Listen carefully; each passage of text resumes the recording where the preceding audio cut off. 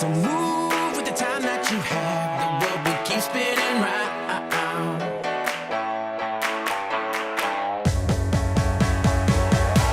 Don't wait for tomorrow. Live for today.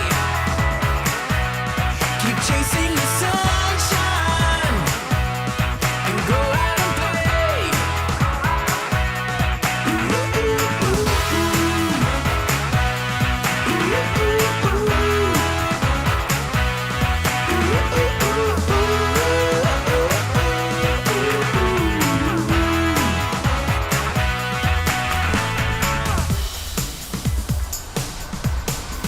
Listen, I wanna be there with you no matter where you go. Life has a table for two, and we're starting the show. Well, I'm gonna spread my wings and fly so high up above the clouds.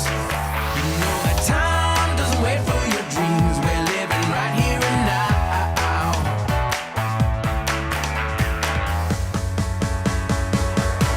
Don't wait for tomorrow. Live for today. Keep chasing the sunshine and go out and play.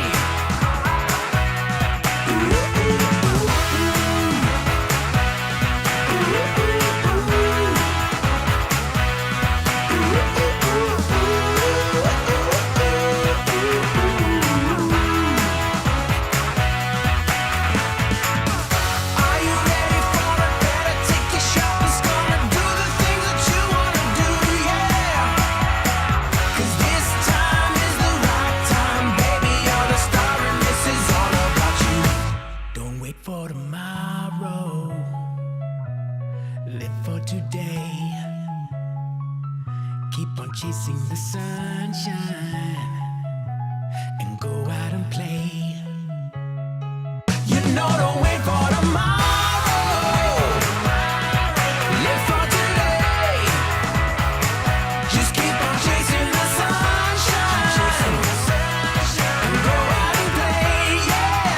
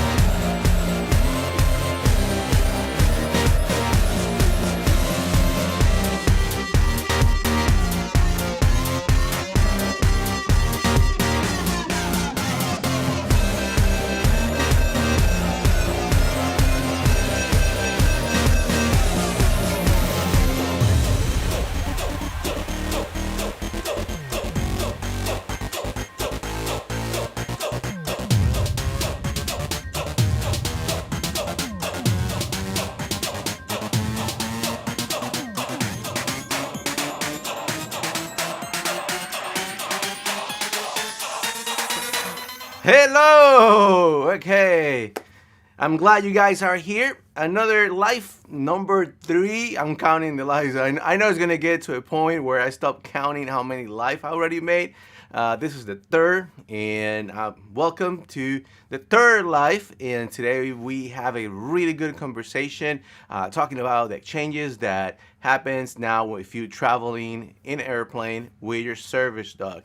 Before we start, my name is Edgar Rodriguez, and well, this one right here, keep coming. Come over here. He's right here, crashing. Come over here. Down there's Kib. You see him in the video. Come over here. Please. Let me introduce you. Stay right there. Okay.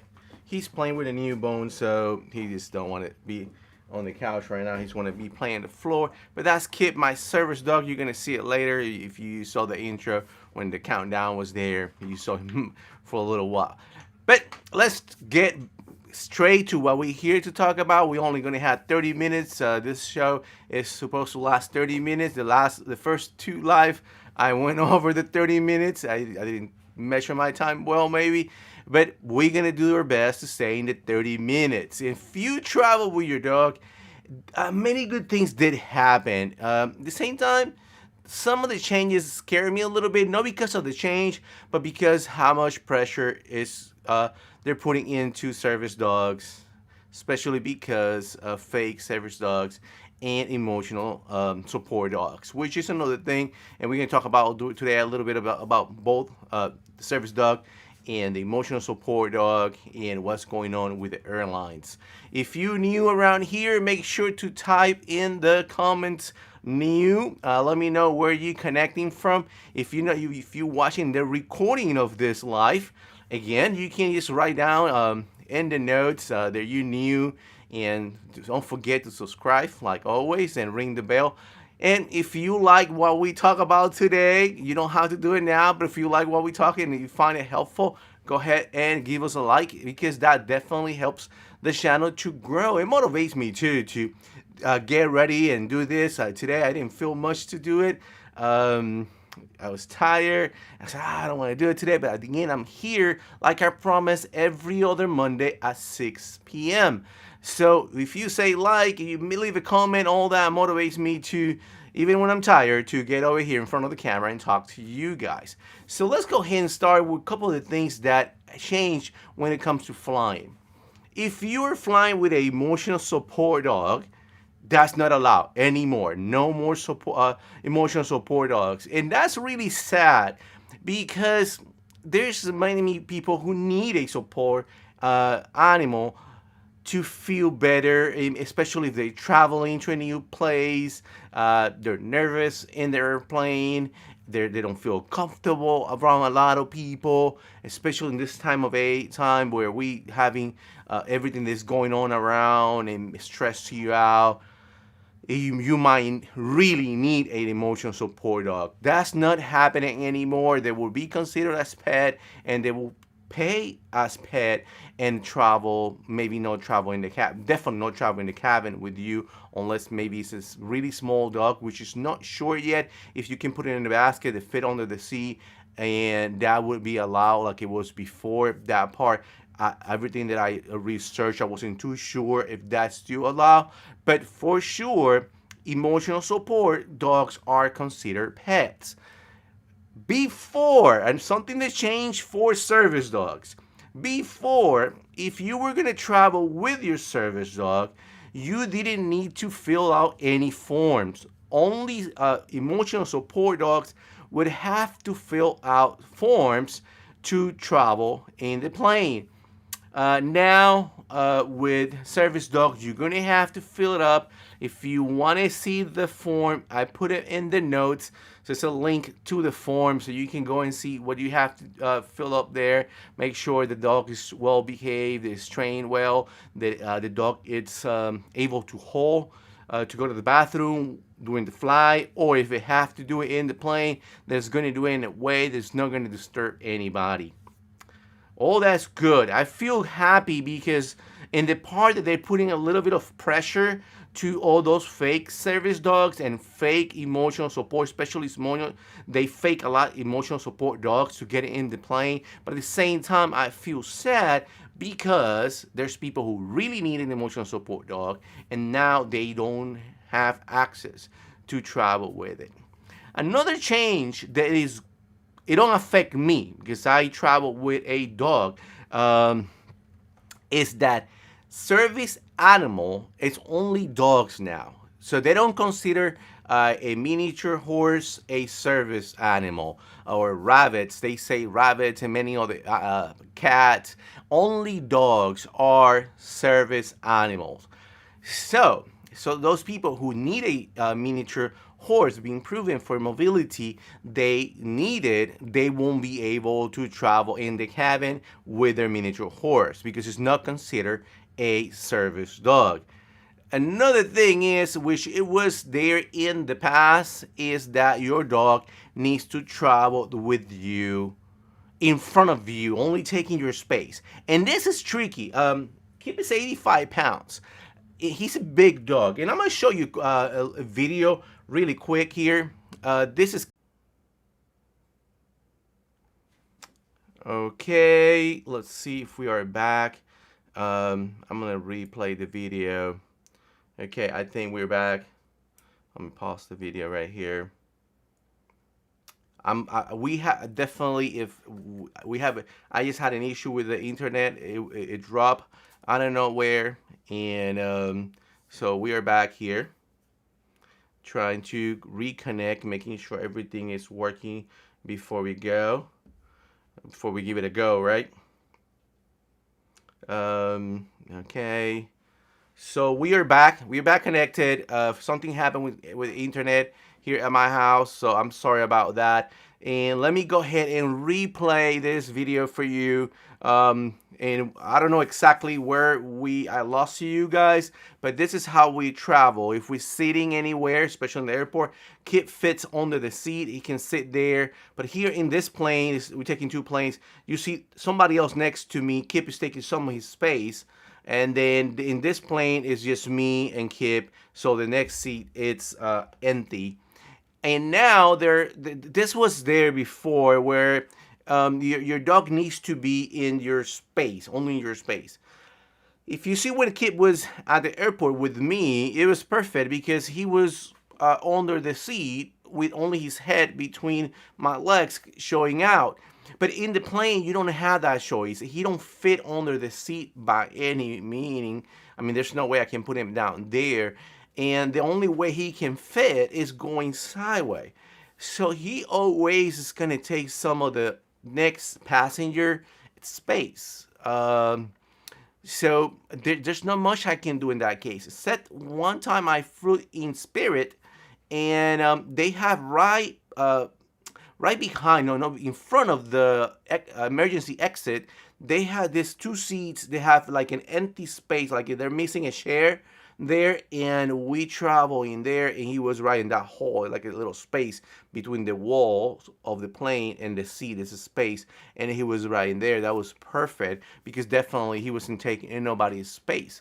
But in a regular plane, he always kind of take a little bit of the next passenger space.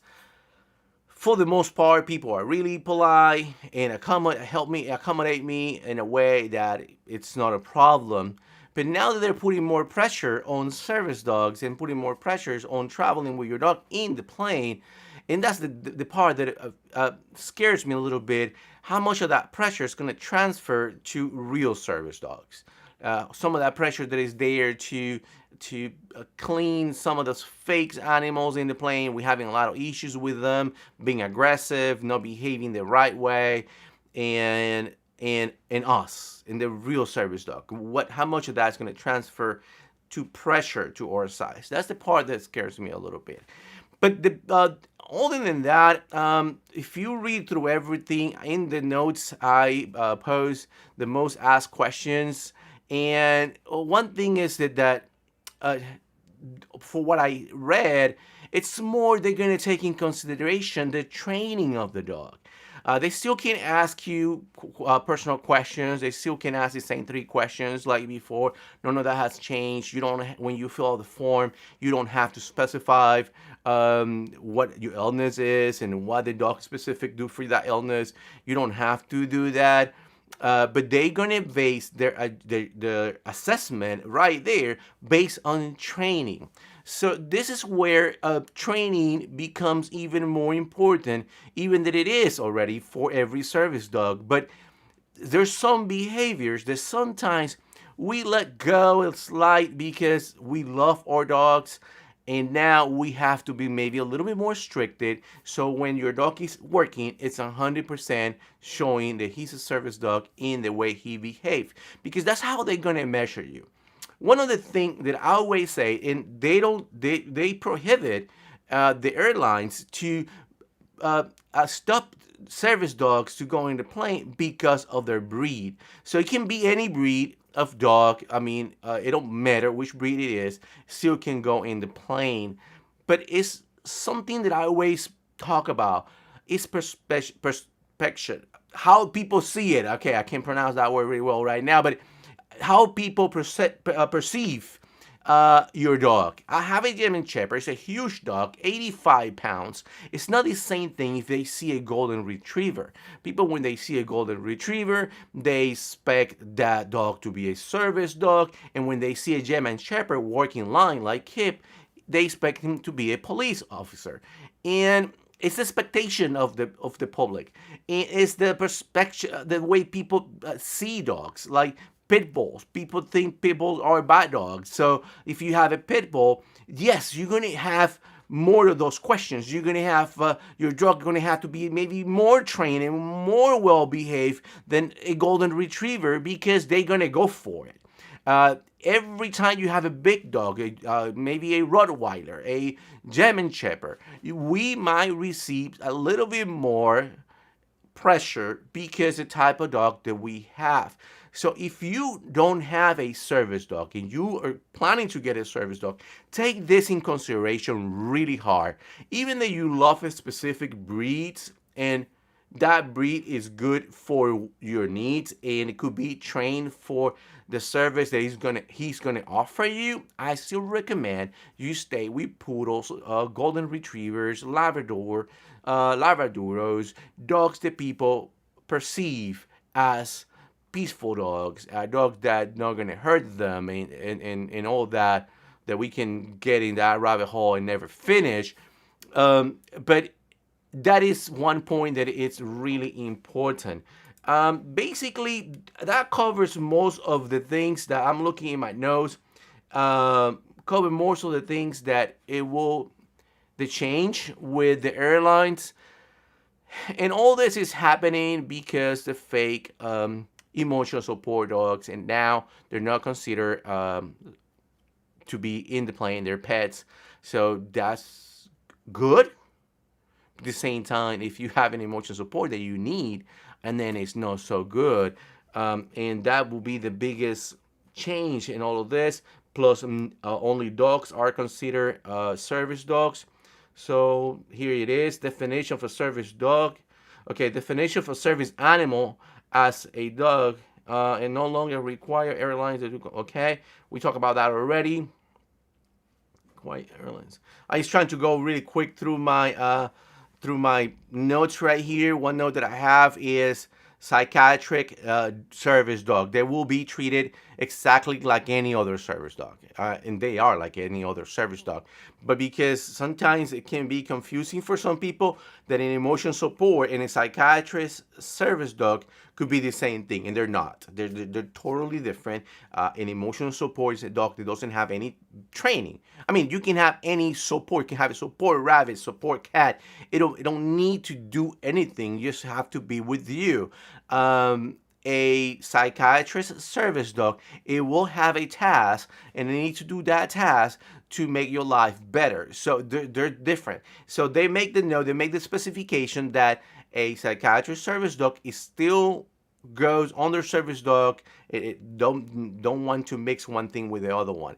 And this is the problem. When you get to the counter at the airline, don't expect the person there to know the law 100%. Don't expect the person there to know every detail. They don't know it. And I encountered this many times where I have to explain, hey, the law allow this. This is allowed. This is not allowed. And because they don't know. And they would call a supervisor, and it goes on, and it takes longer. And that's an example of with my sister-in-law, which traveled with her service dog, and we spent almost 30 minutes in the counter because the lady that was helping us, she didn't know well. So she went to the supervisor maybe like 3-4 times before she finished checking us in, checking her into the plane. So take that. You're the one who needs to know more about this. You're the one who have to go and read. You have to be informed, and you have to behave in a way that shows that you know what you're doing without being rude. And this is something that I beg you to do. I've seen a lot of service dogs owners and teens being there and trying to impose themselves because they have a service dog and the law protects them. Yes, it's true, but you don't have to impose yourself. You can polite and really nice. You can explain the situation, and if you have to go to a supervisor, go to a supervisor. One thing is that before with service dogs, you didn't have to fill out a form. You don't have to send that form. So you will show to the airport with your service dog, and that's it. Which I never recommend that. I always call the airline a week before and say, hey, I'm traveling with a service dog. It's a German Shepherd. It weighs 85 pounds. And I specify how big the dog is. And when we're traveling, they put all those notes in my record locator. So when I show to the counter in the airport, they are expecting me, which is good in every way you think about. Because like my last flight, I remember they offered me to take me to security. Like somebody from security came and helped with my bags, and they offer to help because they want to help you. You need to let them help you. And if there's something they don't know, you can explain it and clarify things. But if you announce yourself prior, it's going to be so much easier because the person is going to go into your notes. It's going to be easy and go. So now, according to the new changes, you have to send the form 48 hours before you fly. But at the same time, I was reading, and it says they can stop you because you show up to the counter with the form and haven't sent it 48 hours prior. They can. But they ask you to do it. You see, they can't stop you, but you have to send it. Which one is it? It don't matter which one is it. I recommend, I fly a lot with my dog. I recommend you call ahead and ask them, what do you need? And be prepared. When I fly with Kip, I fly with everything you can imagine. Vaccine record, medical records. I even have, and this is good to have, I have a scheduled training. I write down the training, how many hours of training and everything. And I travel with that notebook. They have records of training. I fly with everything that I possibly can.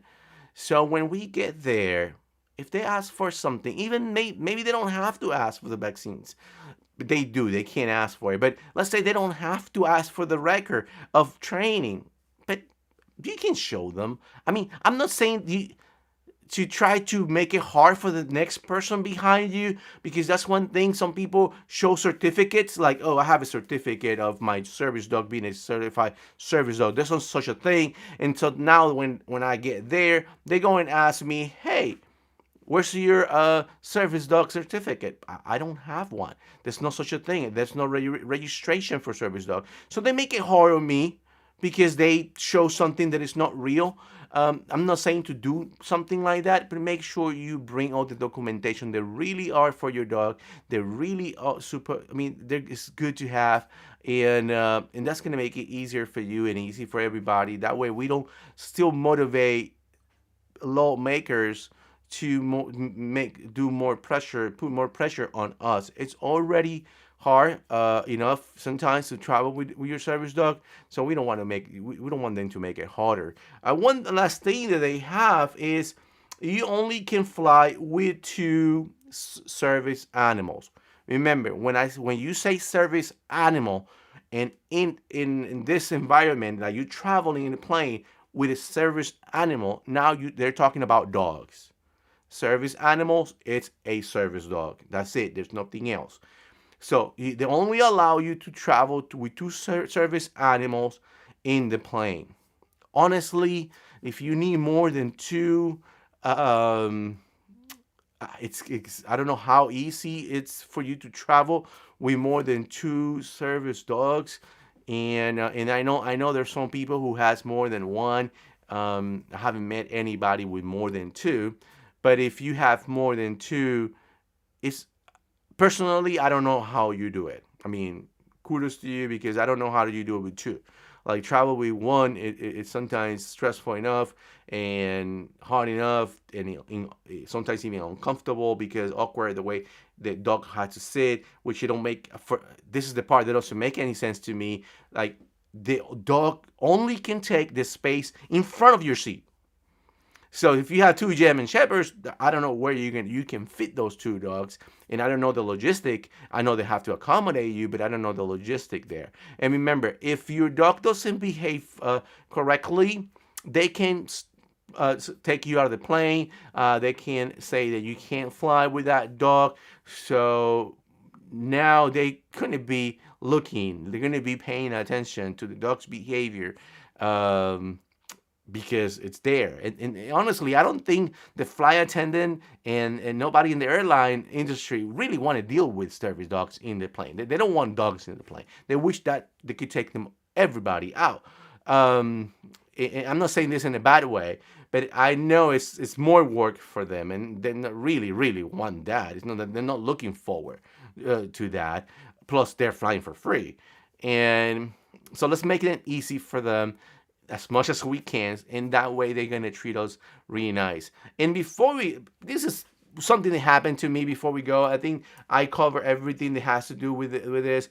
It happens to me one day. I'm flying. I'm sitting by the window, and this lady, which is the one next to me, came and said, "Oh my God, I'm really scared of dogs. Really scared of dogs, and I don't want to travel next to him."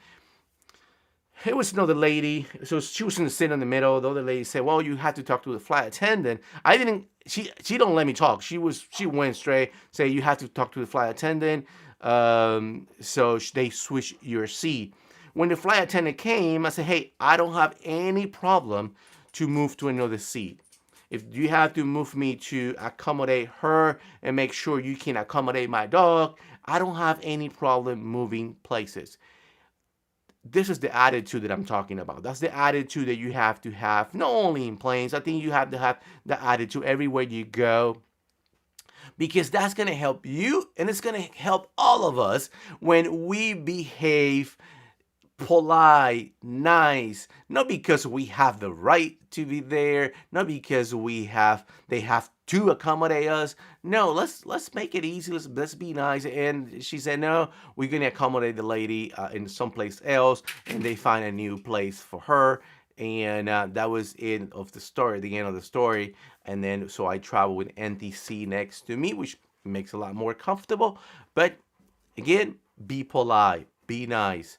Show people even if we have the right, we can be polite. Okay, so that goes with everything, and some of these things go for anywhere you go. I never had any issues going anywhere, going to any other business. Only one time, the person I was going to a restaurant, and the person in front of the restaurant kind of wanted to give me a hard time, but the manager saw the conversation. I told him, hey, this is a service dog. It's not a pet.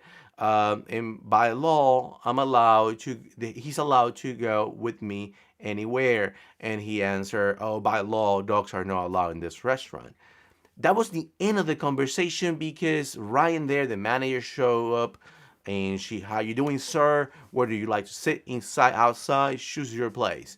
And that was it. It was a beautiful day, so I sit outside and I enjoy the weather that day. But that in my 2.5 years with a service dog, that's the only time that I have any issue. One thing that we talk, and this has had nothing to do with today. This is prong color. Last episode, no episode will be last life. I talk about the prong color, and I talk about the E color, and somebody asked me how the dog should wear this, and I think it's a lot easier to show you. So I'm gonna go ahead and do that now. Keep coming. Soup. See how you can see it there. And the way he wears it, well, not the way he wears it, is the way that he's supposed to wear it. It's right here. You want it to be as high as possible, right there where the neck meets the head, and keep coming. And that will be the perfect place. You want to make sure that it's not tight to his neck, but that it's not too loose. If it's loose, and then it's gonna come down, and it's not gonna be as effective. Plus, you're gonna have to put more pressure on him to be able to feel the prong collar to work. But here, I mean, you can just tap. You see a little tap, and that's it. He will sit. That's called actually leash pressure. I did a little tap, and he sit. You don't have to jank a prong collar. I talked about this in the last episode. We were talking about free.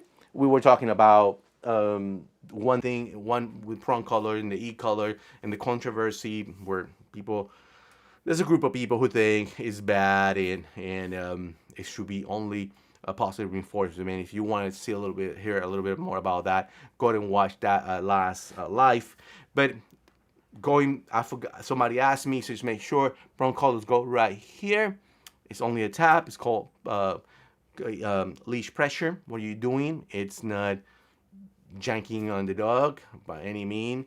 And I don't know how somebody would do that, because I spend more time with my dog than I spend with my family. He's with me 24/7.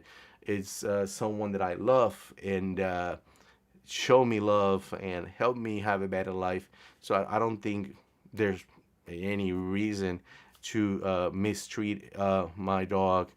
But we have to have rules, like with the kids, like when they do something good, you give them something good. When they do something bad, knowing that they were doing something bad, they have to be grounded. And then if they don't know, it's something that they don't know, you never teach them that. And so it's a good time for a lesson and teach them how to do it correctly. It's not time for reward. It's not time for correction. It's time for teaching. The same with the dog. There's time for teaching. There's time for reward, and there's time for correction. And I think in life, for you, for me, for everybody, there's time for those three things, where we learn a little bit more and correct ourselves.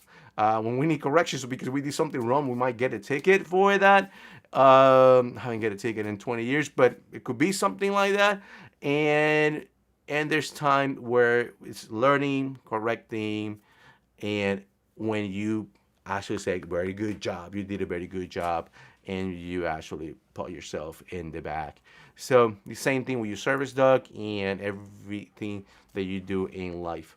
So this is going to be it for today. If you're new, make sure, come on, write down in the comments, new. Again, my name is Edgar Rodriguez. That's Kit, my service dog. You saw it a minute ago. And don't forget to subscribe right here. Don't forget to subscribe. And if you like this live, go ahead. You know what to do with that. I will be doing this every other week. So every other Monday at 6, I don't have a name for the show yet, so I need some help on that. If you have any idea, just put it in the notes. And make sure to share this with friends if you have. Go to the show notes. I got links there to everything I talk about. So directly to the form and the most asked questions and everything, so you can go directly and read it for yourself and learn a little bit about a little bit about it. I always, like I said, recommend you know more than the person that's helping you. That's it. That's the trick. Know more than the person that's helping you, because that's going to save you a lot of time and it's going to make you look good. It's going to make your look good. So that's going to be it for today, guys. Love you all. Have a blessed rest of the 2 weeks. I see you in 2 weeks. And make sure you follow the channel. It helps me a ton when you follow and when you comment and all that. Take care. See you next time.